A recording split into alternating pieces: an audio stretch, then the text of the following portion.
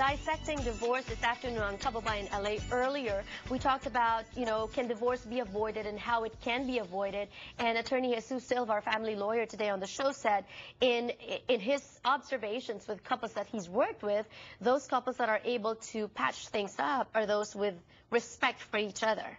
And you're saying that respect. Gail Lafreniere is our resident licensed marriage and family therapist here on the show. You said that respect is manifested when there are two adults in a relationship. Yes. Yes. And being able to resolve a conflict and going beyond your individual needs and looking at what the relationship is What's all good about. for the both of you or for the family. Yes. When we talk of conflicts, Jesus, when clients go to you, what is the conflict?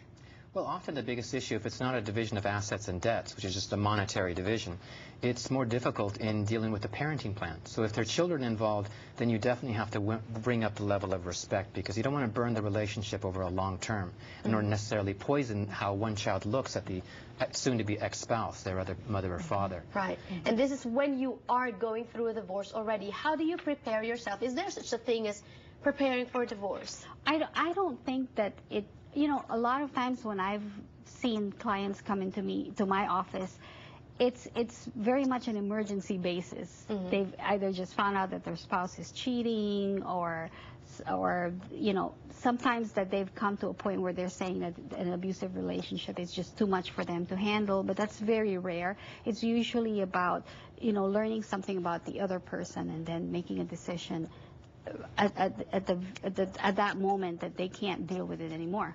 What are the conflicts that lead to divorce? Well, you mentioned a couple of them, Janelle. I think infidelity tends to be at least 1/3 of all the reasons, the main reasons for people getting divorced, the new love in your life. But financially, the ability for people to put food on the table and maintain a career path sometimes will be a major source of conflict.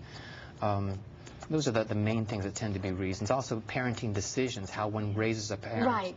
I think that's a very good point. What I have seen, and again, this is anecdotal, I don't really have any stats to support this, but since the economy, a lot of times the source of conflict has been one spouse not having a job and being able to maintain, what do you call it, an income or livelihood. I know this is a case-by-case basis for you, and I'm going to put you on the spotlight because I'm going to ask you, is there one rule or one go-to advice that you give to couples going through a divorce caused by infidelity?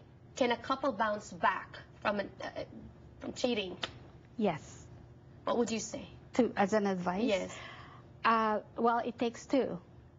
So there's forgiveness, there has to be... Absolutely. But somebody has to come clean too. Absolutely. And the thing is with cheating is that sometimes let's just say the cheater and the cheated on the cheater would kind of have these expectations that once they've apologized and that it should be done.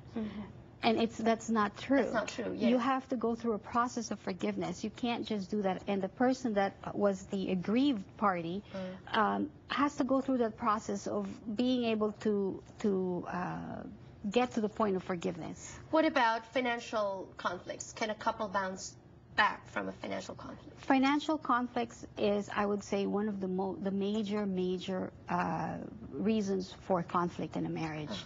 And yes, it is something that, again, takes for both spouses to work together to have a plan and be able to understand what the needs are. I use a metaphor for relationships. The teeter-totter, the seesaw. It's always that. It's always a constant balancing of needs and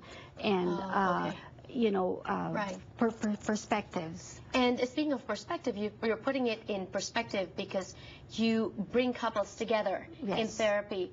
And legally, are you obliged to subject your clients to counseling first? I don't think lawfully we have an obligation to do so, but I definitely try to recommend it to my clients because I want them to be 100% into the fact that if you're going to get a divorce, this is going to be a real life-changing moment. And so you want to make sure that you're doing it for all the right reasons and you've carefully thought out the pros and cons toward trying to get to a happier place. Take us through the process of a divorce. If, let's say, for example, I file a divorce, how long is the process? How long is the wait? Because I remember you mentioned earlier, not too many people know there's a 6-month, is that a moratorium period? It is essentially, you can't, from the time that you start your divorce, you can't finish it for at least 6 months in California. In other states like Nevada, it's as short as 6 weeks, yes. so you have a much shorter window of opportunity. But here in California, that very much gives a lot of couples an opportunity to figure out whether or not they're going to have an opportunity to reconcile, and or not an opportunity to go ahead and get their finances in a row, or to figure out what are we going to do about our children, how are we going to divide them up, and make sure they still have good stability, they're going to go to the right schools, so we don't have a conflict in that regard as well. So things to consider. When you're going through a divorce, if you're planning on going through a divorce, I asked Gail earlier, can you prepare yourself emotionally? Can you prepare yourself legally as well? That's when we return on the show. Don't go away.